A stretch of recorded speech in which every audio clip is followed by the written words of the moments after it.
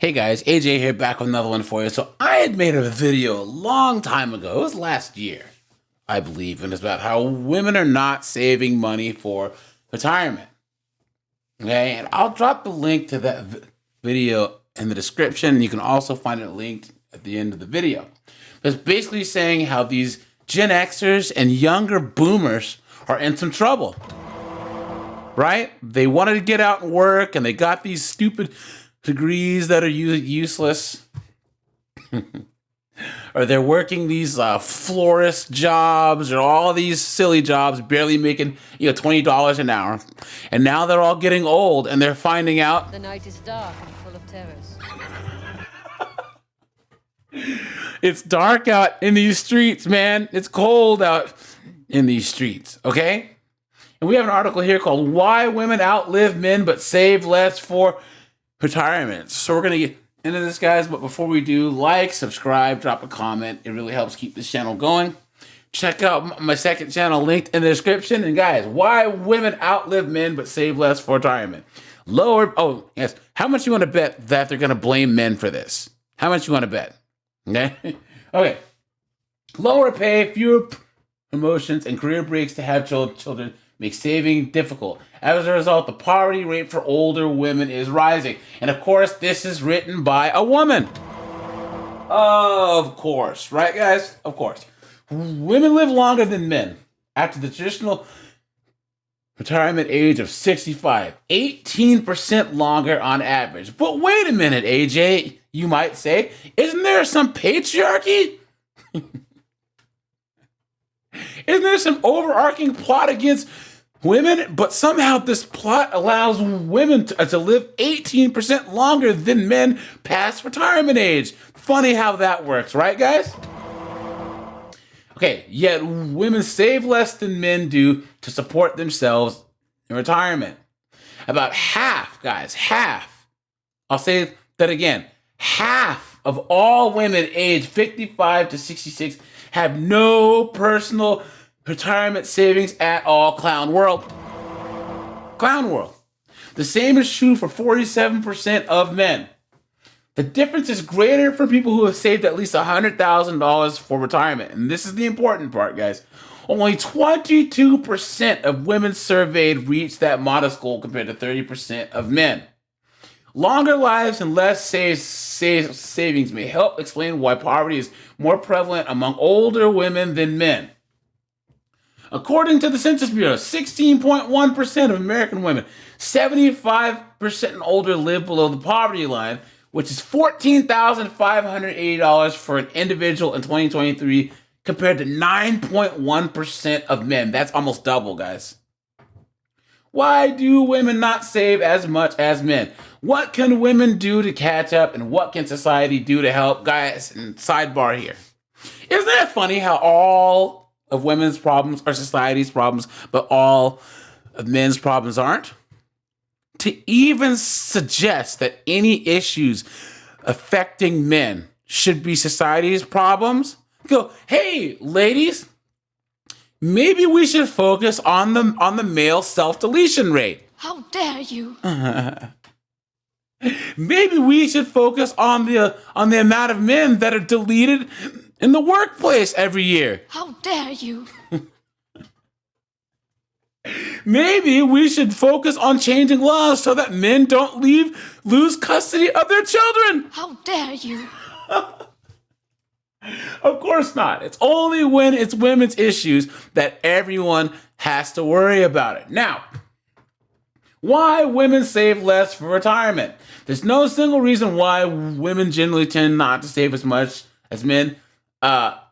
But here are some of the factors. And what's the first thing that they say? A persistent wage gap leaves them with less to invest. There we go. There we go. Right there. Right there. Guys, this wage gap thing, it continues to be a thing. And we all know over here that it's absolute clown world, and it's not true. A persistent wage gap leaves them with less to invest. Pew data shows that women earn 82% of what men earn for the same work, although the gap is narrowing. It's 92% for younger women. So how do you say 82% and this is 92%? When the nonprofit, nonpartisan National Partnership for Women and Families analyzed Census Bureau data on women who work full-time or part-time and those that have taken time off to be a caregiver, it found that women make 78 cents for every dollar that men make. Now, do you see, guys? They moved the goalpost. Cook with me here. It used to be working men versus working women. Now it's working men versus women who work part-time and women who work full-time and women that have taken significant amount of time off. Clown world. What about the men that have had to take time off because maybe their loved one was sick or they were injured at work, right? How about that? Or they were homeless. You know what I mean? This is all just complete BS. So comparing women of color to white men, the wage gap widens when they should be comparing white women to women of color. But of course they won't do that, right, guys? Blah, blah, blah, black women, Latin women, no one cares. But Asian American women are closing the gap, making 89 cents. Having a college degree does not make a significant difference. Women with bachelor's degrees who work full-time on average make 26% less than their male peers. Now, what are they leaving out here, guys? The fact that a lot of women major in fat studies, gender studies, Latinx studies, and all these fields that don't make any money. Men tend to go into economics, science, technology, engineering, math, IT, pre-law, pre-med, right? Come on. Or men will wake up and be like, hey, look, I might have gotten useless degree, so maybe I'm going to get my IT certs or whatever, right? Men will find a way to make money. Then, of course, student loan debt is another reason why women don't save as much. Evidence says that women hold nearly 2/3 of the nation's outstanding student loan debt. And probably because they're paid less, it takes them about 2 years longer than men to repay the loans. No, it's because they majored in degrees that aren't worth the paper they're printed on. The cost of caregiving. The financial cost of caregiving falls primarily on women, further inhibiting their ability to save. Family caregivers spend about 26% of their income on caregiving activities. She also adds that a large majority of caregivers are women and they spend more time providing care than men. But whose choice is that, right? Guys, having children is a choice, you know? Much of the time, so women spend caregiving is during a stretch of their careers when men often get some of the biggest promotions and pay raises. They don't have to have kids, guys. Sidebar. They don't have to have kids. I guarantee. I actually saw one study where it shows that it's actually men and women who have kids earn more than women who have kids. Lack of diversity among financial advisors also contributes to lower saving rates. Evidence notes that less than 1/4 of financial advisors are females. Now, wait a minute. What does the gender of your financial advisor have to do with if they're giving you good advice or not? It doesn't matter if financial advice is coming from a man or a woman.